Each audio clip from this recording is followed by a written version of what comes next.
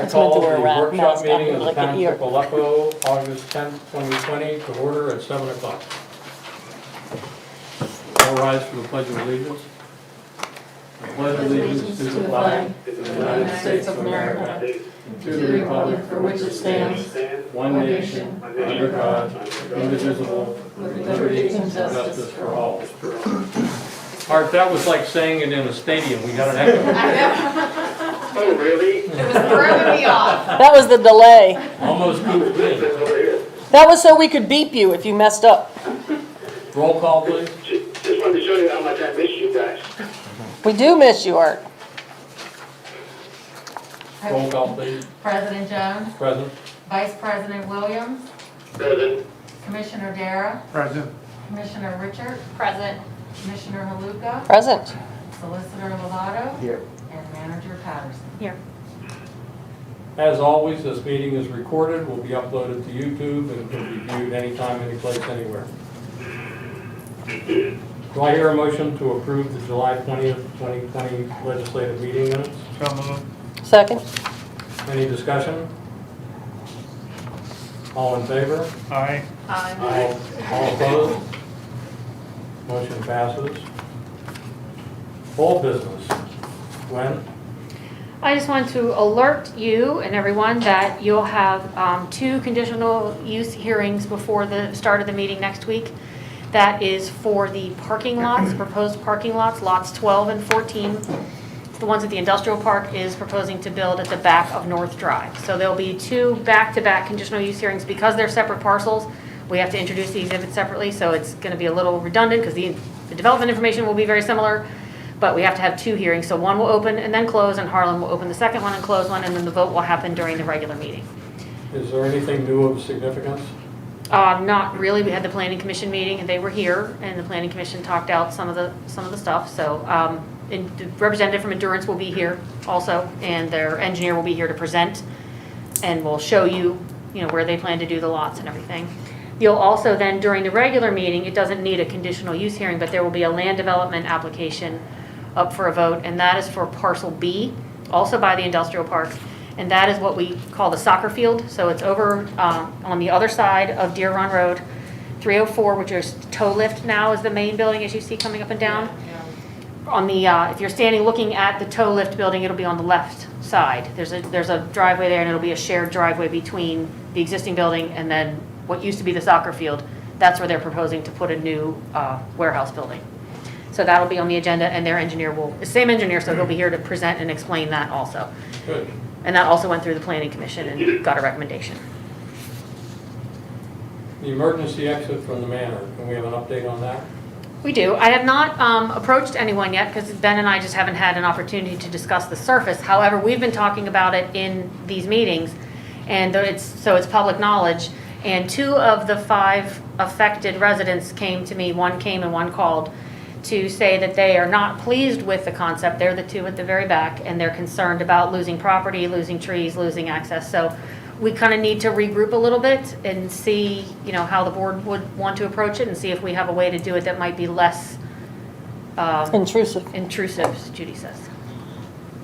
Could Gwen and I were going to go take a look and see, part of that property is manor, and see if some of that, if we removed some of the trees just on our property, didn't deal with that. Because I think we have, it would be nice to have this, graded, wonderful exit, but in reality, what we're talking about is an emergency evacuation area. And so if there is a way, without doing anything to property, that we can get, an elderly lady out of the manor if, there's a big tree across Wickley Heights Drive, even if it's inconvenient, as long as we know ahead of time that I'm going to need, Bull's SUV, or I'm going to need, if there's a way to do it, we may be able to find a way to do it without disturbing anybody. I was thinking, Gwen, if we advise them of the importance of this and ask them if there are some conditions that they might like to see to improve their attitude, that we'd really like to hear from them. Not how it can't be done, but how it can be done. Sure. I kept the door open to talking to everybody there. Like I said, I haven't even officially approached anybody, and I explained that they weren't just going to hear about it on the video, that that they were going to get a personal meeting with me or visit with me to introduce it and kind of try to work through some of that Yeah, stuff. and I'll So I go think over we with can Gwen still and do that. look at maybe a couple other options or a couple. Good. Would it be appropriate to have a resident talk to you then? Sure, but I think we're just doing it a little exploring first to see Okay. what we have to offer. Any other discussion about that? You said access. I understand trees or just in general. What did you mean by that? That they would lose access? They wouldn't lose access, it would be, they would lose some trees that okay. kind of shield their yard. Okay. If we're trying to get an evacuation route from, the back of Berkeley Right. Heights Drive, so. I just And from what I think we just understand, they need to were go look concerned at that it a it would be little more. used for other than evacuation, that it would be end up being a walking path or a dog path or, I see. I see. and I kind of get that. Yeah. Okay, the 2020 sewer bond refinancing. The first thing I want to say is that our financial advisor, PFM, specifically Zach Williard, on the phone when he told us that we had hit a home run, he wanted to point out all the good work that Gwen did to help this project go through. And that was a very clear comment from Zach. So we did complete the bond refinancing. The savings will start to accrue in December of 2020. They will continue through the current term of the bonds until 2041. There are some pretty significant savings. We should be happy about that. And as the authority and the commissioners come together to determine budgets and future needs, and as the negotiations with Sewickley, who right now would prefer not to be in the wastewater business, go forward, we'll take a look at the total financial picture and we'll determine the best use for these savings. Nice. Thank you, Ms. Gwen. Sure, thanks. New business. Oh, one old business that we didn't know about, the flag. We did get, last month we talked about a request for a flagpole on the island of Sewickley Heights Drive. We did get a response from the Manor, because we sent it to them for comments, because it would be, in that neighborhood. We heard back from the Manor Board. We heard that the Board of Directors met on July 29th and reviewed your letter regarding the request for a flagpole to be installed on the first island at the entrance of Sewickley Heights Manor located on township property. While the board doesn't object to the project, the Manor is not able to provide the manpower to consistently raise and lower the flag as required by the federal flag code, nor are we able to properly light the flag as is required for continuous display.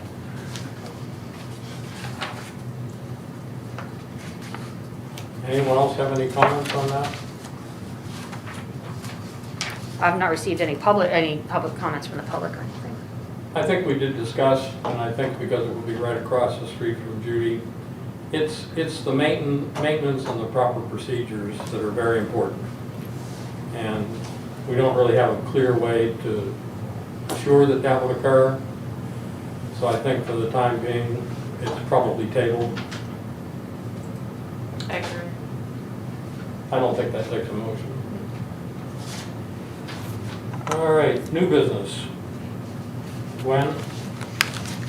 So we have an opportunity to receive some reimbursement for some of the coronavirus spending that we've had to do. And so especially the Bactronics cleaning of the garage after the election, some of the supplies that we've purchased, some of the resident notification expenses that we incurred.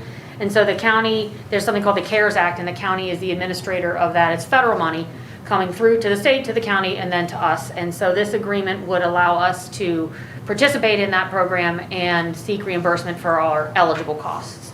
It may not seem like a lot now, but we're still going forward and we may need to do that again. We may need to do that again in November. Yeah. Do I hear a motion to that effect? I'll make that motion to enter into the coronavirus relief fund agreement with Allegheny County to seek reimbursement. Is there a second? Second. Second. Any further discussion? All in favor? Aye. Opposed? Aye. Motion passes. Thank you. And now we have a very exciting presentation from our intern who's been with us for a couple of months. So please introduce yourself and tell us what you did. Hi, I am Grace Gailey. I'm starting my second year at Hines College, and I'm getting my master's in, public policy and management. And I'm just going to do kind of a brief overview of the work that I did this summer and the resources that y'all now have available to you because of that. So the first thing that I worked on was sign mapping. And what this looked like was, oh, here's the map. Me just kind of walking around in a bright orange vest, taking an inventory of the signs that are in the township and the municipality. And so what resulted from that was a map of the signs with a bunch of different attributes for each sign that we mapped that you can see on the screen here. And right now I have them symbolized based on their category, but we have information like the type of sign, their condition, the pole, the type of pole that they're on. And with the map, if you click on any of the signs, you can get more information. So these are the attributes that we have for each sign, excuse me, as well as a photo of that sign. So, if you ever have any questions about a sign, you can go onto ArcGIS Online and get all the information without having to go out into the fields to find it. And from that map, I was able to create a dashboard, which allows the user to easily filter signs and get statistics about the different types of signs. So here, like the map, you can click on an individual sign and information will pop up as well as the picture. So this is showing the picture of the sign that I have selected. With the dashboard, it's really cool because everything's integrated. So in this example, I have a type of maintenance highlighted, and it's updated all the rest of the parts of the dashboard. So I think this is cleaning the sign is what is being recommended. And it's updated the map, the total number of signs, and then the conditions that they're in, as well as the sign types. Along with Aleppo's sign inventory, we got the sign inventory for Kilbuck and Glen Osborne, and there's another dashboard where they're all integrated. So in the future, if you ever want to have any kind of purchasing agreements between the three municipalities, you have information for all of them, and they're integrated already. After the signs, I talked to your engineers and got the GIS information that they had already collected for storm, sewer, and water data. So now we have a water map that shows a bunch of different things about the water system in Aleppo. We also have the MS4 storm sewer system map. Grace, can I ask you a question about the water one? Yeah, How public is this information? it is only accessible to people who have access to Aleppo's GIS And that's system. pretty secure? Yeah, Yeah, and we talked about that, and this Yeah. is not public. no, not This at all. part is not public. Okay, Yeah. just from an EOP. And so after we got the MS4 data, one thing that Gwen was really concerned, It's fine. that Gwen was really interested in was getting the inventories that have been done for the inlets and the catch basins into the GIS system, and then creating a way to update the inventories and the inspections so that it's all in one place every year and you can connect them from year to year. Oh. So initially, to start with, I copied all of the inspection forms and then uploaded them to each individual inlet. So here you can see this is Weber Road 19, and there's the inspection form, and then the before photo and the after photo. And this is all in GIS. And for upcoming surveys, or for upcoming inspections, I created a survey using one of the ArcGIS applications. So whenever Public Works goes out to do the inspections, they can just take the tablet, fill out the survey, and then they can connect it to information that you already have for the catch basins that you're looking at. And again, you can take a before and an after photo, and everything's going to be together in one place on the computer. And to get it from the computer, from the computer to a printed copy, I created a report so that Gwen can go into the ArcGIS online, and she's able to print a physical copy of all of the surveys. So you can have a physical copy of the survey or of the inspection reports. Finally, I collected some street level view data. So it's a lot like Google Street View, but with Mapillary. You're able to control when you get the data and how often you get it. So we have all of these pictures of the roads in Aleppo. And what this allows for the future is more gathering more data. So, you know, if somebody wants to do another sign survey, instead of having to go out to all the different signs in the municipality, you can use this platform to go and map them from the comfort of your own office. And let's see, finally, on the QVCOG's website, they have how-to documents for users to create different things using GIS. And I updated the documents to include how to create surveys like the one for the catch basin, how to get data from that, how to create a dashboard, so that in the future, if anybody wants to create these useful resources, you know, there's a walkthrough for them right on this platform. And that is it. If anybody has any questions or comments. Impressive, impressive, nice job. Gwen, could you give a real quick history of how we began the GIS program and what this has done, and maybe 3 examples of how it will help us? Sure.